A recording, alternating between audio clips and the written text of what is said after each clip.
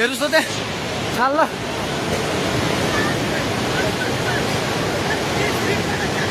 माथि केही छैन ढुङ्गे बजार पुरै डुबेको छ हेर्नुहोस् त्रिशुलीको अवस्था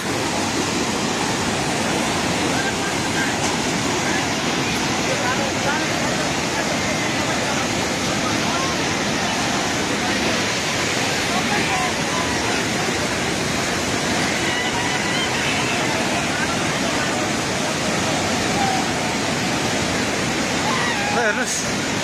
त्रिशुलीको पाहाड हाउस एउटा केही छैन पाहाड हाउस पनि सबै सक्यो